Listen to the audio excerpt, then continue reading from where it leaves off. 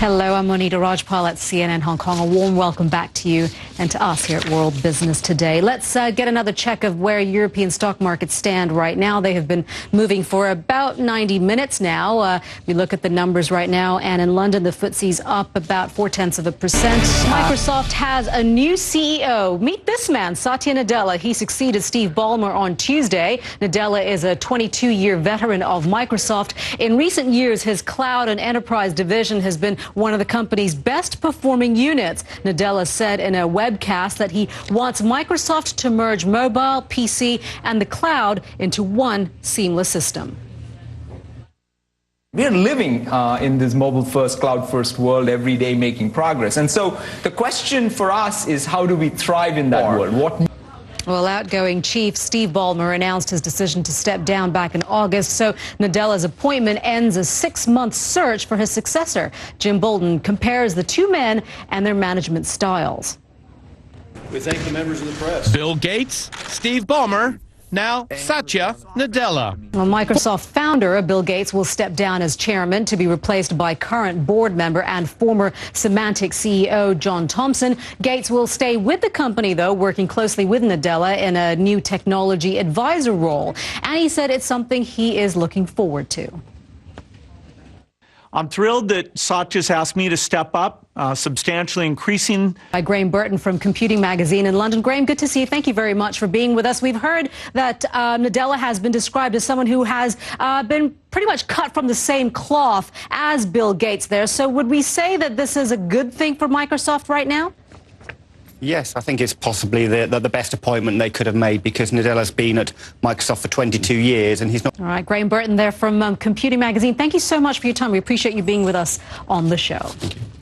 Now, Nadella will be paid handsomely for his services. At today's stock price, he could take home more than $17 million this year and almost double that from 2015. That's made up of basic pay and as many as 3 kinds of cash and stock bonuses geared to different aspects of the company's performance. That's some serious money that we're talking about here, but Nadella is still not in the Eric Schmidt league. The former CEO of Google will get $106 million in bonuses alone, based on the search giant's 2013 performance. Schmidt is now executive chairman, and he doesn't really need the money. Forbes estimated last year he was worth about $8.3 billion.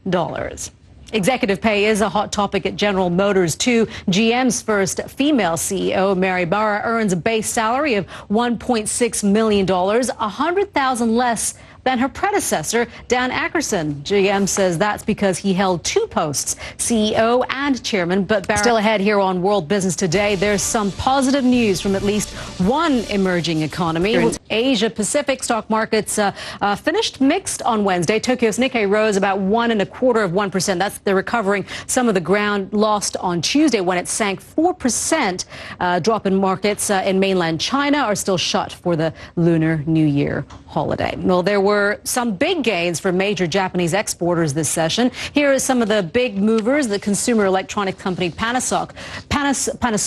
Well, Indonesia's latest official figures on the economy show growth was stronger than expected in the final quarter of 2013. GDP rose 5.72% compared to the previous year. Volatile exchange rates are one indicator of the fragility of some emerging economies. Falling share prices are another, and the MSCI Emerging Markets Index is down again today. Well, let's get more on this. Benoit Anne joins us from London. He is the head of emerging market strategy at French bank Societe Generale. Benoit, thank you very much for being with us. Let's start with the sell-off in the emerging markets. Is that going to keep on going, or are we looking at it as being overdone right now? I would go for the overdone approach. All right, Benoit Anne from Societe Generale, thank you so much for your time. Well, U.S. stock markets rebounded on Tuesday, but it wasn't enough to claw back all of the previous day's losses. Investors focused on corporate earnings. Shares of Yumi Brands, which owns fast food chains including KFC, jumped after earnings were better than expected. Stanley has agreed to pay $1.25 billion to settle a U.S. regulator's lawsuit over mortgage-backed securities. The investment bank was one of 17 accused of deceiving the government-sponsored mortgage companies Fannie Mae and Freddie Mac by selling low-quality loans under the pretense they were safe. Several other banks settled lawsuits last year. Morgan Stanley was little changed in after-hours trading. Still ahead here on World Business Today, the journey is almost over for the Olympic flame, that is. We'll be live in Sochi, Russia. Opening statements there, Russian President Vladimir Putin making a rare speech in English at the International Olympic Committee in Sochi. It has traveled from the world's deepest lake to Europe's highest mountain. And on Wednesday, the Olympic flame will finally arrive at the host city. The torch relay will conclude at the opening ceremony on Friday, following the record-breaking 65,000-kilometer trek across Russia. It even made on the games, and CNN's senior international correspondent Nick Payton-Walsh joins us with that and more. Nick? Monita, today we are waiting the torch here in Sochi, obviously a key moment. Thank you, Nick Payton-Walsh there live for us from Sochi. And just adding on to what Nick has been saying, CNN has been looking closely at all the numbers involved in the game. Sochi is among the most expensive Olympics ever, with a price tag of at least $50 billion. It's expected to draw a television audience of around 3 billion viewers. And for those going to the games, a typical lunch at Olympic Park costs about $15. Find out more on our website, cnn.com. Bad weather almost guarantees there will be major flight disruptions across the United States. Already, more than 1,600 flights for Wednesday have been canceled.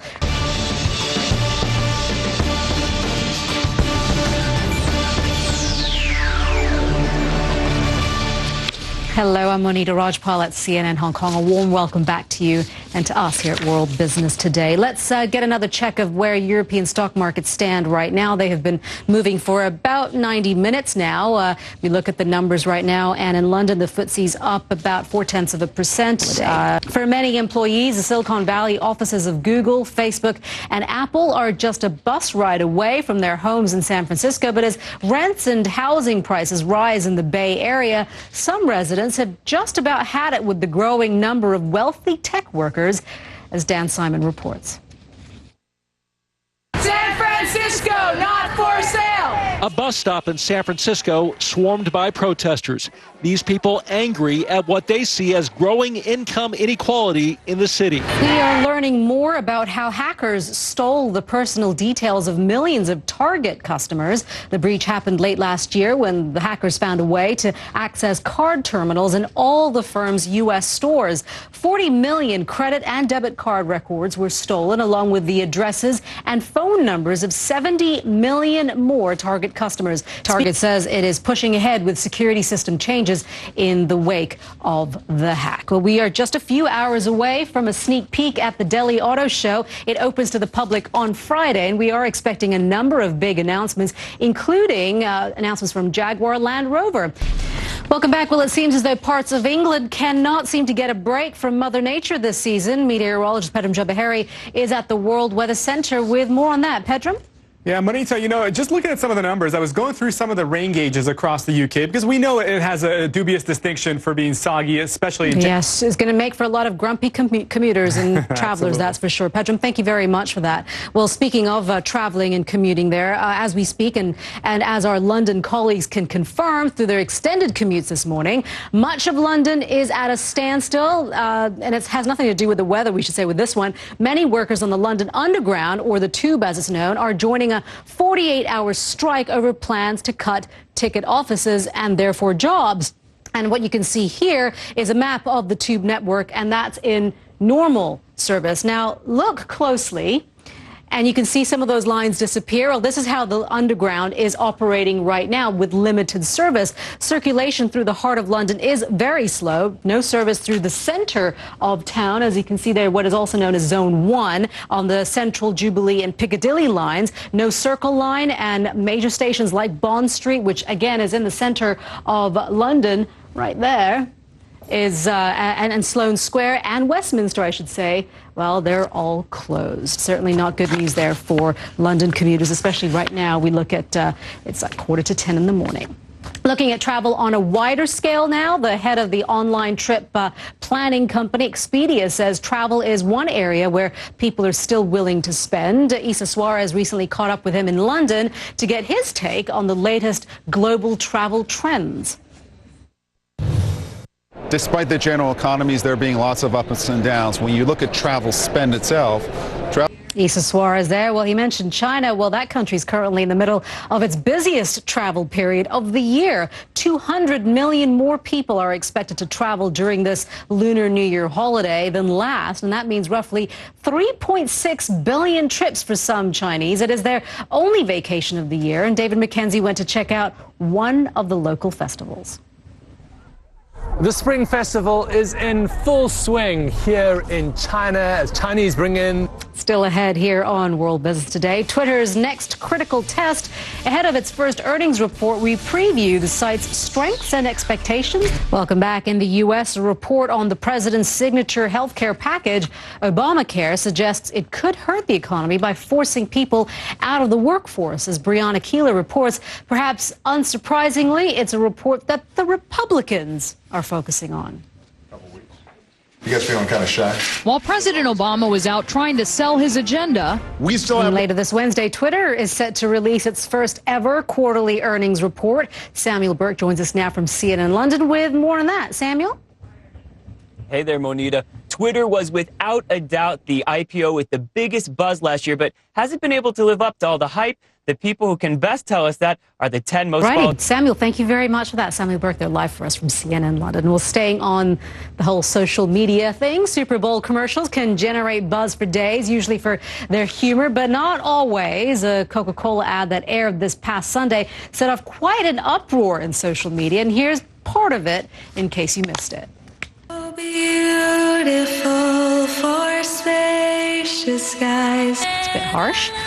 Let's take a final look at this hour at how the European markets are faring right now. Investors are, as we said, looking ahead to a report on U.S. Private payrolls, which are due out later this Wednesday. That is it for this edition of World Business Today. I'm Monita Rajpal in Hong Kong. World Business Today will be back in just 4 hours with the opening bell on Wall Street. CNN Newsroom with Zane Verghese next.